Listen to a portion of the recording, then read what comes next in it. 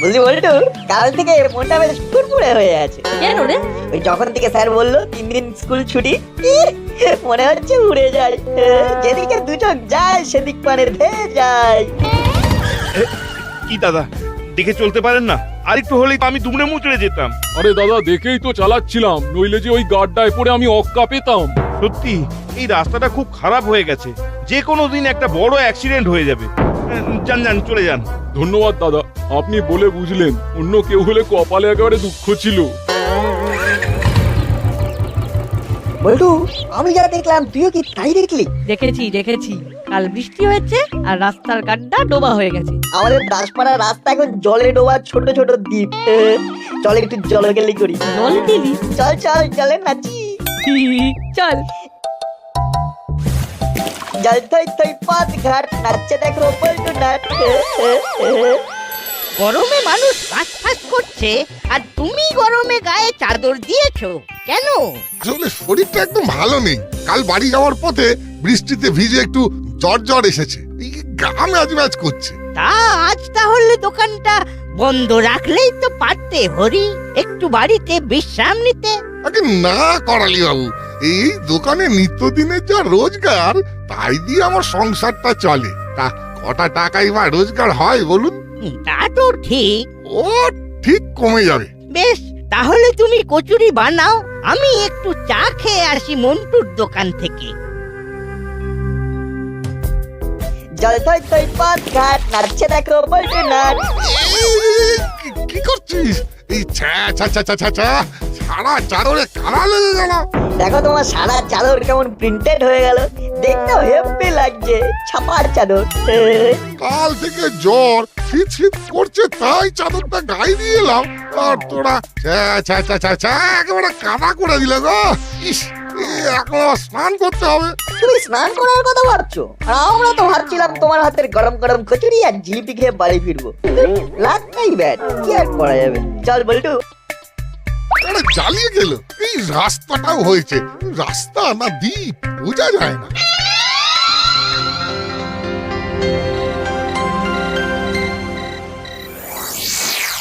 কি ব্যাপার, জোর তলব কেন বস? শোন, আমাদের বস জেলে, কিন্তু এদিকে কিছু নকল নোট এসেছে, সেটা বাজারে ছেয়ে ফেলতে হবে। নকল নোট? হ্যাঁ, নকল জনগণের, আসল আমাদের। লাভই লাভ। এই যে আরো আসবে। নকল নোট দিলে লোকে ধরে ফেলবে না? আরে না না, আমি তো কদিন জাল নোট দিয়ে জিনিস কিনেছি। কিছু দোকান আছে তারা অনলাইনে নেয় না। এই নে, এটা হলো তার লিস্ট, একদম সার্ভে করে তুলে আনা। বাহ, এ তো ফাটাফাটি। আর শোন, মাছের দোকান মাংসের দোকানে গিয়ে এইসব বড় বড় জাল নোট দিয়ে মাছ মাংস কিনবি, ওরা ভাঙিয়ে দেবে। ব্যাস, তাহলেই খেললা ফতে। বস ফাটাফাটি ভেবেছো। উফ, তারপর জমিয়ে মাছ মাংস খাবো, দুগুণ লাভ। তাহলে যা, কাজে লেগে যা। একদম।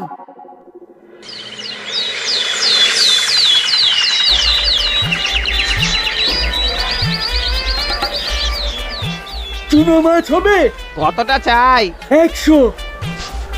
একই, এও তো 500 টাকা, ভাঙতি নেই? না না, খুচরো নেই। 50 টাকার মাছ কিনে 500 টাকা ভাঙানি হবে না, অন্তত 200 টাকার নোট দিন। এই তো তোমাদের দোষ, চুনো মাছ কিলোকে গাদা খানিক খায় নাকি? ঠিক আছে, দাও দাও দাও, কুকুর বেড়ালদের খাইয়ে দেবো। এই জন্যই অনলাইন ভালো। দা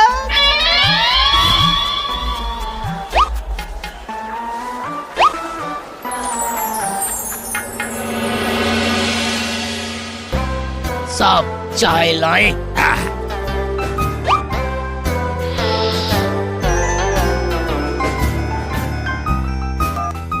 হ্যালো, হ্যাঁ স্যার। নকল নোট জাল কোথায়? সারা বাজারে? ওকে স্যার, ওকে। হ্যাঁ হ্যাঁ, আমি খোঁজ নিচ্ছি স্যার। না, শুধু খোঁজ নয়, ইমিডিয়েট তাদের পাকড়াও করো। স্যার, মুড়িলাল তো জেলে, কানু অন্য জেলে বহুদিন।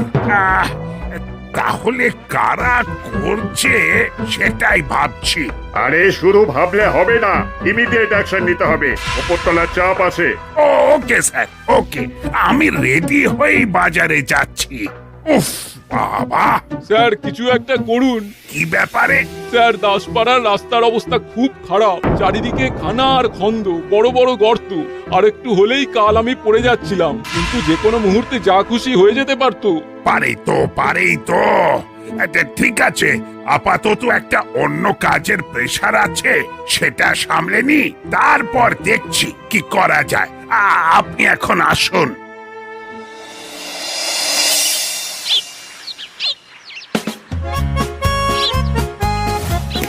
ও করেল দাদু, এসো একটু ছপ করি। আমার বয়স তো তোদের বয়সের সমান। একটু ছপ করি, সারাক্ষণ বদমাইশি। হ্যাঁ রে, তোদের স্কুল নেই? ছুটি ছুটি, গরম গরম রুটি। যা বাড়ি গিয়ে পড়তে বস। এই এই কি করছিস তোরা? ভাগ এখান থেকে। আর রাস্তাটারও অবস্থা খুব খারাপ, এত গর্ত হয়েছে, একটু বৃষ্টি হলেই জল জমে যায়, বিরক্তিকর। হ্যাঁ, বড় বাবুকে বলে কিছু একটা ব্যবস্থা নিতে হবে। আরে কোথায় যাচ্ছেন? বাজারে। চলুন চলুন, আমিও যাচ্ছি।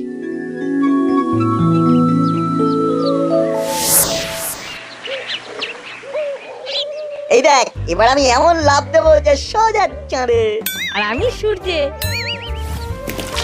আমার আচ্ছা, তোরা কি জানিস না আমার ঠান্ডা লেগেছে? বদমাস, তোদের জ্বালায় আমি স্নান করতে করতে মরেই যাব। বালাই ষাট, এমন বলো না। তুমি মরলে দাসপাড়ার কচুরি প্রেমীরা অনাথ হয়ে যাবে। খালি পাকা পাকা কথা। গেলি তোরা? টাকা টাকা টাকা, মাথা শরীর না ঘামিয়ে কত টাকা!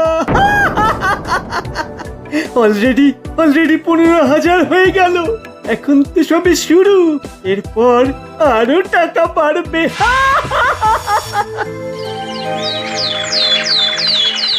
রজনীবাবু আছেন নাকি? আরে কর্মকর্তা মশাই, এত সকালে? হরির শরীর খুব খারাপ, বেধড়ক জ্বর। ওর পাড়ায় একটা ছেলে আমাকে খবর দিল, একবার যেতে হবে। যাবার পথে ডাক্তারবাবুকেও নিয়ে যেতে হবে। সে কি? দাঁড়ান আমি আসছি, চলুন। মা, বাবা এত তাড়াহুড়ো করে কোথায় গেল? হরিদার খুব জ্বর, বাবা দেখতে গেল। বল্টুকে একবার জানাতে হয়। আমি আসছি। বল্টু, কি হয়েছে? হরিদার খুব শরীর খারাপ, যেতে হবে। বাবাও গেছে। সে কি? কি হয়েছে? বলো খুব জ্বর। চল চল চল মা, আমি একটু আসছি।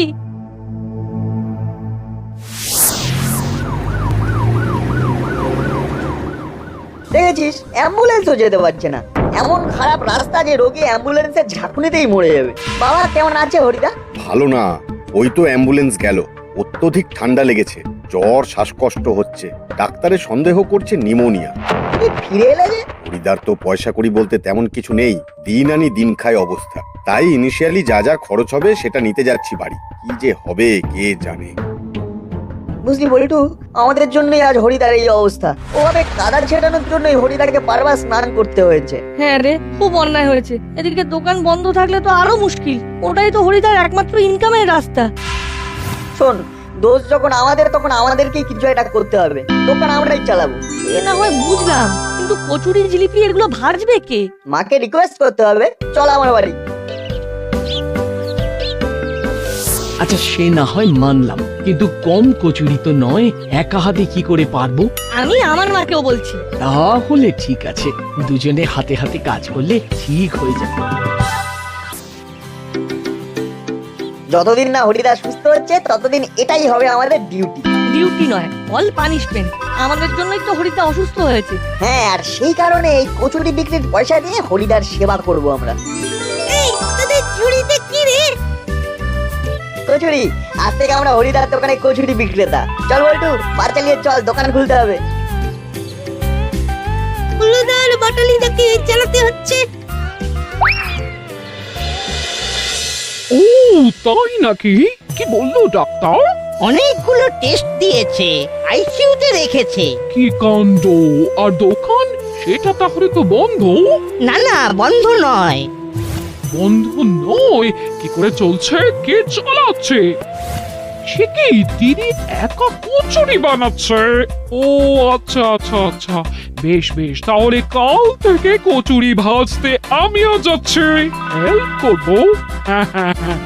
মিটিং কটা থেকে?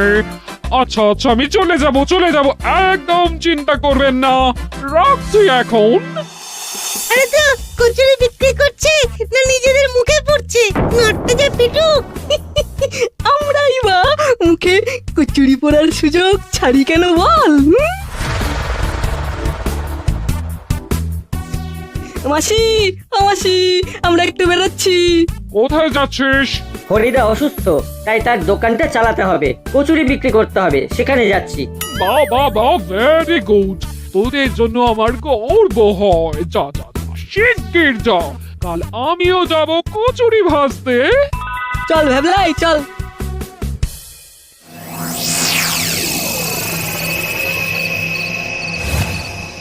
পুরো জাল তো মালামাল হয়ে যাব, তারপর বড় লয়ার দিয়ে বস তোমায় ছাড়িয়ে আনবো। হ্যাঁ কলি দাদু বলো। ভেবে দেখলাম হরিকে নিয়ে মিটিং যখন, তখন হরির দোকানের কচুরি আর জিলিপি দিয়েই শুরু হোক। 20টা কচুরি আর 10টা জিলিপি পাঠাতে পারবি তো? হ্যাঁ দাদু পাঠিয়ে দেবো, চিন্তা করো না। বল্টু দাদু বাড়িতে কচুরি চাইলো, দেবো বলেছি, কিন্তু দোকান ফেলে কি করে যাই? আমরাও এসে গেছি, আর কোনো চিন্তা নেই। এত বড় একটা কাজ করছিস তোরা, যে শুনে আর ঘরে বসে থাকতে পারলাম না রে। আর দাদা হিসেবে ভাইদের পাশে দাঁড়াবো না? মনে হলো তোদের সাথে দোকানে নামা আমাদের কর্তব্য। বাহ বাহ, একদম ঠিক সময় এসে পড়েছো তোমরা। বলছি কড়াই দাদুর বাড়ি একটু কচুরি জিলিপি পৌঁছে দেবে? আরে দেবো না মানে, নিশ্চিত দেবো, দে দে। দাদুর কাছ থেকে 150 টাকা আনবে, কেমন? ওকে। জিপটা টস টস করছে, তবে প্রতি ট্রিপে একটা করে খেলে কেউ ধরতে পারবে না। কি দাদা, হবে নাকি? দিদি দিদি দিদি তাড়াতাড়ি কর, আমাকে দেবে না? বেশি খেলে বুঝতে পেরে যাবে না। পরের ডেলিভারিতে তুই আর দাদা, আমি খাবো না। এইভাবে সার্কেল চলবে। ডান ডান। আজকের এই জরুরি মিটিং হলো হরিকে নিয়ে। তার চিকিৎসায় প্রচুর খরচ। আমরা কে কতটা কিভাবে সাহায্য করতে পারি সেটাই আলোচ্য বিষয়। বড়বাবু এলেন না? না, বড়বাবু কি একটা জাল টাকা নিয়ে খুব ফেঁসে আছেন। বলেছেন আমরা ডিসিশন যেটাই নিই না কেন সেটা যেন ওনাকে জানিয়ে দিই। ওনার সবকিছুতেই সম্মতি আছে। দাদু, কচুরি জিলিপি। তোরা ওরা তো হরির দোকানটা যাতে চলে সেই জন্যই কাজ করছে। বাবা বাবা, তোদের জন্য গর্বে আমার বুক ফুলে উঠছে। পয়সাটা? হ্যাঁ হ্যাঁ হ্যাঁ, এই নে 130 টাকা। বাকি টাকা আমি কাল দোকানে গিয়ে দিয়ে আসবো।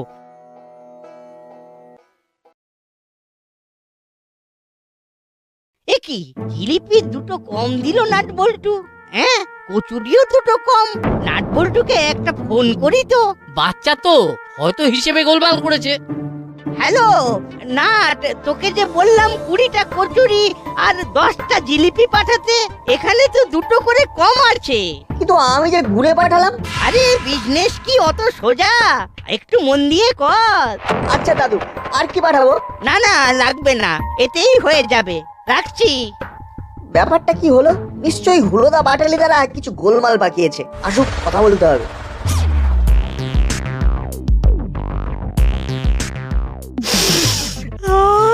কি গন্ধ, কি গন্ধ! মন্টু দা স্পেশাল কফি বানাচ্ছে। এই খাবি? হ্যাঁ, খেতেই পারি, চল। পয়সা কোথায় পাবি?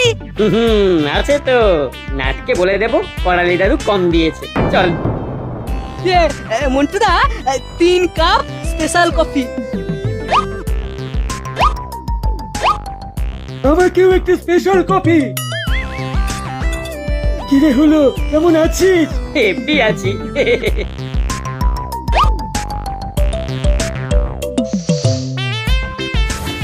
চলি মন্টু, টাকা কাল পাবি।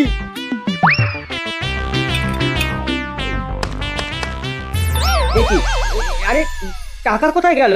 কি সর্বনাশ, রাস্তায় পড়ে গেল। পড়ে গেলে তো দেখতেই পেতাম, আমি তো তোমার পেছন পেছনেই আসছিলাম। হ্যাঁ, এ বাবা, এবার কি হবে রে? নাটকে কি বলবো? আমার মনে হয় তোমরা সব স্বীকার করো। চল দেখি কি হয়। মন্টু দা লিখে রাখো, হ্যাঁ, পরে দিয়ে দেবো। এই সব টাকা যদি জাল থেকে আসল করতে পারি তাহলে সেই টাকা দিয়ে বসকে ছাড়িয়ে আনবো। এটা আমার বসের উদ্দেশ্যে প্রণামী। সত্যি করে বলো, টাকা কোথায় খরচ করেছো? আর দুটো কচুরি জিলিপি শর্ট কেন?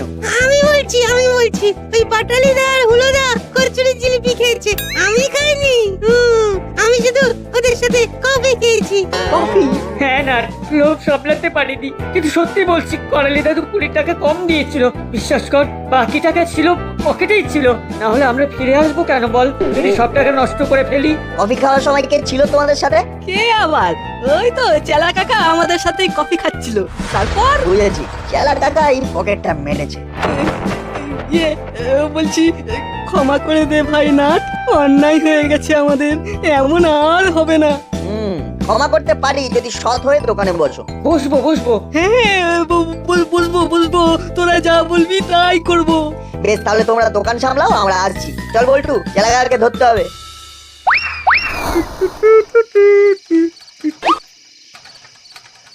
কি ব্যাপার, ওরা এখন কি চাই আমার কাছে? টাকা। হ্যাঁ, কি টাকা? একবারে চমকে চ হয়ে গেলে যে চেলা কাকা।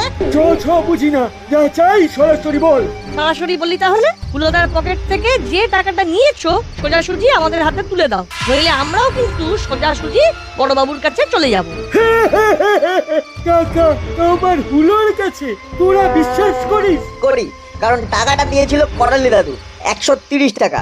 ওই টাকাটা হরিদার টাকা। আমরা হরিদার চিকিৎসার জন্য টাকা জোগাড় করছি। ভালো দিয়ে দাও, নইলে আমি বড়বাবুকে ফোন করলাম। তোদের সাথে মজা করছিলাম, দেখলাম হুলোর পকেট মারা কি সোজা। নে 130 টাকা মেরেছিলাম, 500 টাকা দিয়ে দিলাম হরিদার জন্য। আরে যা, আমার মন তো এপারে কেউ বোঝেনি। তোরা বাচ্চা মানুষ, তোরা আর কি বুঝবি? কি আর করা যাবে?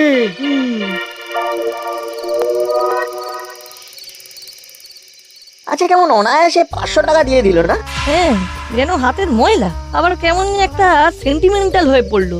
কি ভাবছিস না? যা ভাবছি তা সত্যি কিনা আর তার প্রমাণ দরকার। চল, আটা আলু কিনতে হবে, একেবারে দোকান থেকে ঘুরে যাই।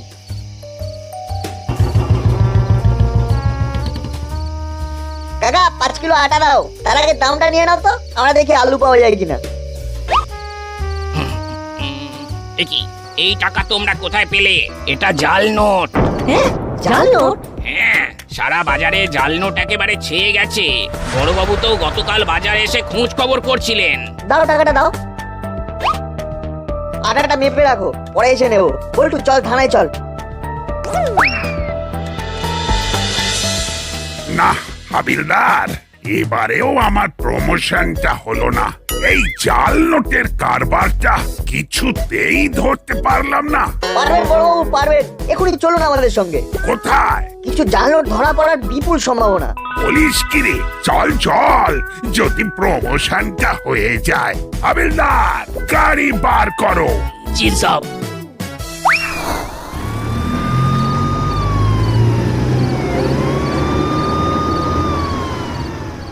শোন বল্টু, এত জাল নোট বাজারে ছড়ানোর ক্ষমতা চেলা কাকার একার কম নয়। নিশ্চয়ই কোনো বড় মাথা আছে, সেই মাথাটাই ধরতে হবে।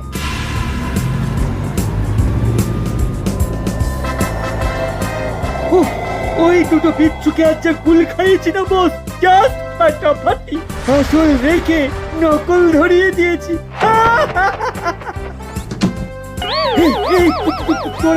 তোরা আবার এখানে কেন? তোদের টাকা তো দিয়ে দিয়েছি। ও নোট তো জাল চেলা কাকা, আসল নোট তো তোমার পকেটে। এই বাজে বকবি না। টাকার আবার জাল হয় নাকি? হাবিলদার, সারা ঘর তল্লাশি করো।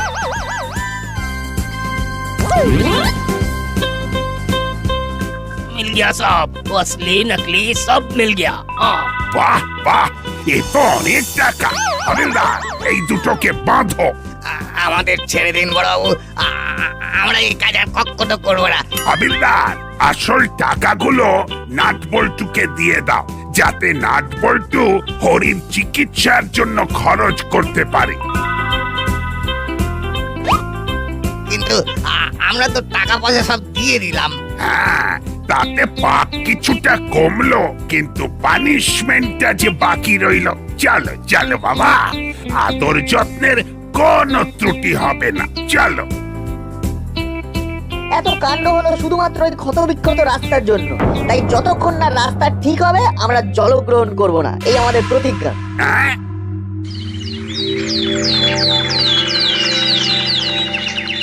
এই দাসপাড়া আমার কাছে গর্ব। গুপি দারোগার কাছ থেকে আমি সব শুনেছি। আজ থেকেই রাস্তার কাজ শুরু হয়ে যাচ্ছে, আর হরির চিকিৎসাও ওই উদ্ধার করার টাকাতে হয়ে যাবে। তিনি এখন অনেকটা সুস্থ। তাই নাটবল্টু, ফুলো, বাটালি, চিমটি, ভ্যাবলাই, তোমাদের জন্য আমি মিষ্টি আর আইসক্রিম আর ফল এনেছি। এই দিয়ে তোমরা তোমাদের অনশন ভাঙো। কি ভাঙবে তো সবাই? কিরে ভাঙবো? নিশ্চয়ই। চলো তাহলে থানায় বসেই খাওয়া যাক।